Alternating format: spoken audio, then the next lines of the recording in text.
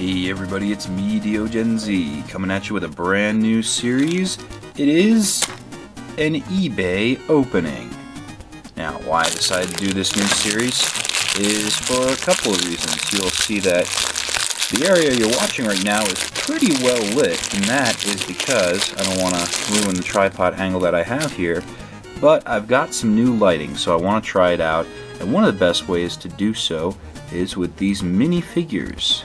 These minifigures that are about this tall, so they're about average from the regular figure.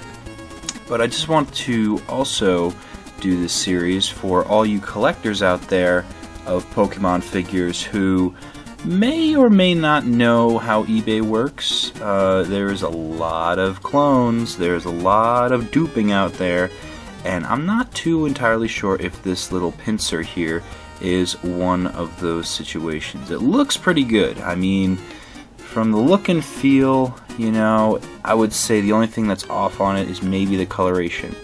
It also feels pretty light too. You know, obviously Gengar is thicker, but that's what you would be comparing it to. Is you're always looking for usually CGTSJ Tomy. That's a general rule. You're looking for in the eBay community multiple pictures so that you can be assured you're getting the right figure. But unfortunately, China's crafty, and oh, by the way, this legitimate figure that you watched me open up on Planet Poke not too long ago, well, it also has made in China. So they're both made in China. So what's the big difference, DeoGenZ? What is such the big difference if this is not legit and say, you know, this Gengar over here is? What does that matter? Well, my friends, pincer's not the only thing we're opening today. We're also opening the Jankosaurus Rex, otherwise known as Armaldo, the eyeless one.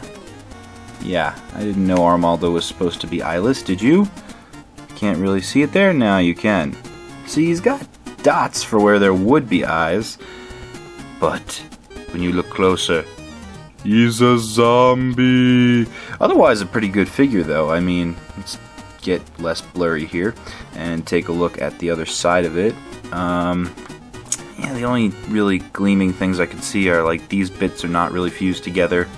They seem like they're just clipped on, but hey, they seem pretty sturdy. This one does not have anything in ways of Tomy. It just says 136 China.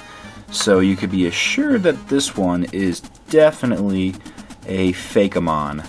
Looking at them side by side, you'd probably say, well, I'm guessing that the pincer would be probably better to purchase because, well, at least it's got his eyeballs in.